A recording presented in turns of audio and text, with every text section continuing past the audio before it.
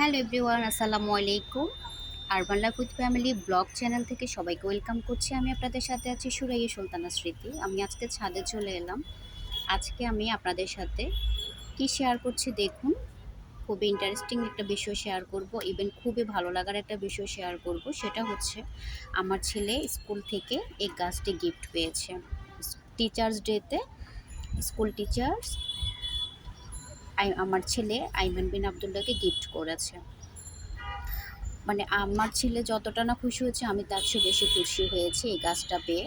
যে স্কুলে টিচার্স ডেতে গাছটা গিফট করেছে অনেক আগে, যখন টিচার্স ডে ছিল এবার তখনকার, কিন্তু আমার ভিডিও মেক করা হয়নি। তা আজকে ছাদে যখন এলাম গাছটা চোখে পড়লো, ভাবলাম একটা ভিডিও মেক করে আপনাদের সাথে শেয়ার করি।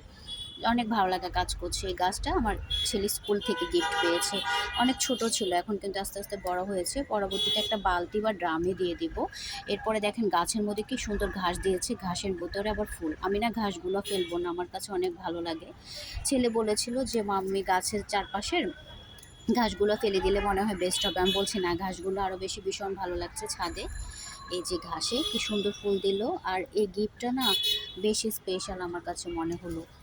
গিফট তো গিফট, তাই না? কিন্তু এই গাছ দেওয়াতে এটা বেশি বেশি স্পেশাল। তাই আপনাদের সাথে শেয়ার হতে চলে এলাম, যেহেতু আপনারা আমার চ্যানেলে অনেকেই আছেন, আমার পেজেও আছেন। তো আপনাদের সাথে ভালো লাগার বিষয় শেয়ার না করলে কি হয়, সেই জন্য আমি শেয়ার করতে চলে এলাম ছাদে থেকে আজকে ভিডিওটি নিচ্ছি।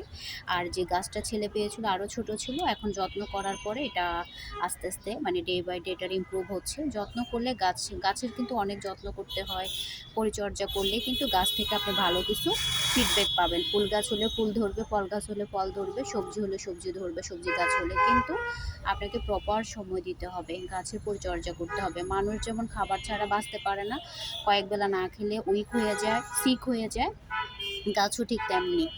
গাছেরও কিন্তু টেক কেয়ার করতে হয় মানুষের মতোই, তাহলে কিন্তু ভালো আউটপুট পাবেন, ভালো ফিডব্যাক পাবেন। এই যে গাছে খুব সুন্দর ছোট ছোট এই যে পাতা বের হচ্ছে, দেখতে পাচ্ছেন রেড কালার। আর এই যে ঘাসগুলো আরও ভীষণ ভালো লাগছে আমার কাছে, অনেক বেশি, মানে আমার কাছে অনেক বেশি ভালো লাগছে। আর এখানে যে টবগুলো রেখেছি এগুলোতে আরও গাছ দেওয়া হবে, সেই জন্য রাখা আর কি।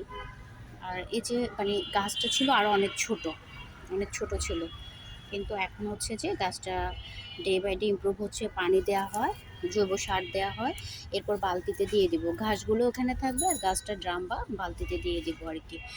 অন্যদিন অন্য সময়ে অন্য গাছগুলো শেয়ার করবো। আজকে আমার ছেলে যেটা গিফট পেলো স্পেশাল ছিল, সেটা আপনাদের সাথে শেয়ার করেছি। আজকে ভিডিওটি আর বেশি লেন্থ করবো না, এখানে শেষ করলাম। সবাই ভালো থাকবেন, আল্লাহ হাফেজ, আসসালামু আলাইকুম, টাটা।